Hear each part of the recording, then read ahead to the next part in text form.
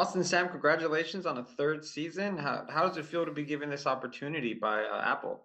Very lucky, very fortunate. Hashtag blessed. Uh, no, honestly, Apple has from the beginning been incredibly supportive of the show. Has allowed the show to be authentically bilingual. Has allowed us to kind of tell the stories that we've wanted to tell, and to continue to be advocates for the show, and allowed us to do a third season. It's not lost on us that this is a very unique opportunity. Now, with the way series are treated sometimes these days, I just had this conversation earlier with another series. How do you approach each season just as individually, or how do you kind of track the progress, especially of like a Maximo who we're really rooting for him and other characters to make sure we're satisfied regardless of Mhm. how many seasons we get going forward. I think, and I'll let you say it. No, please. I think you need to do two things, or my philosophy is each season kind of needs to stand alone as its own thing, where you feel like you've hopefully told like a whole story within that season, but then within that there's some continuation, that there's some evolution.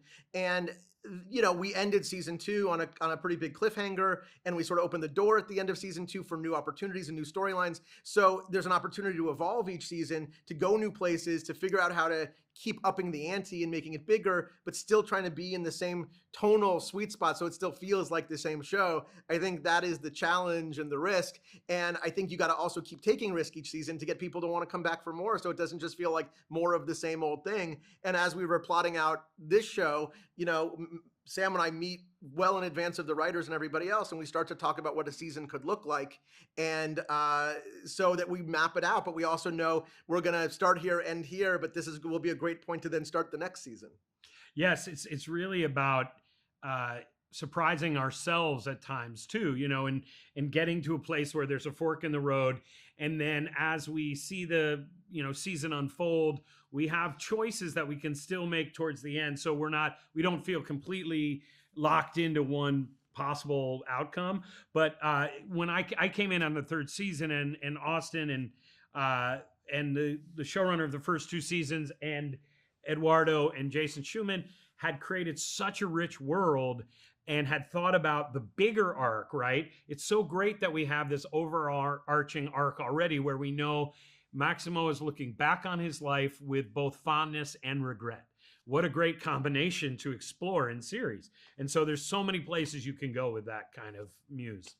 And you guys take really good care at just kind of showing us these great moments in Maximo's life and the characters all around, which leads me to, can you speak a little bit on the writing, on how precious really each character is from how focused we are on Maximo, but also you get a sense of who like Lupe is. So she's a very caring mother, and you understand that she's not just this mean woman, but because of and all the characters in between, they just seem to be very, very cared for by the writing team.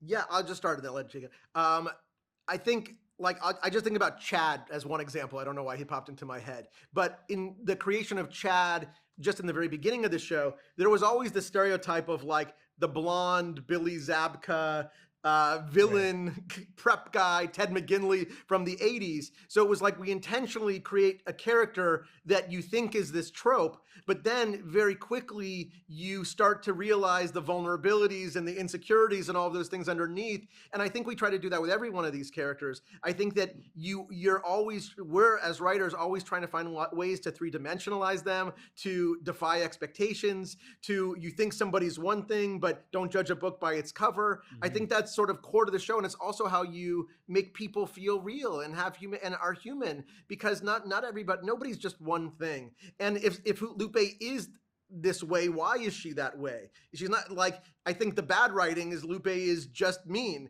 but if we learn why Lupe is mean, or if we learn that she's got all these layers underneath, then suddenly the character becomes so much more rich and complex.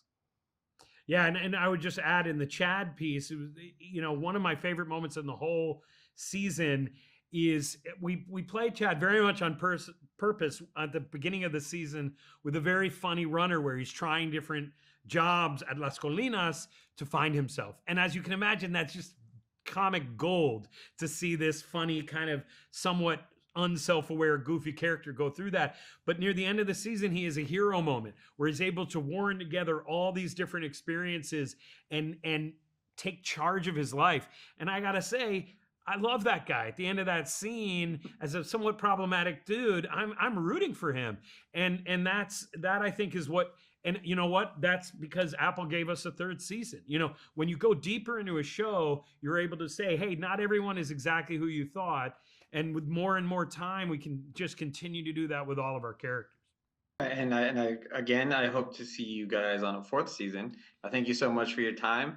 The only thing I don't like is as press, we get to see it early. So Yeah. I consume it all and then I gotta wait longer. But thank you, gentlemen, for your time. Thank you so I love much. the show, and we hope to see more of it. Thank you. Thank you.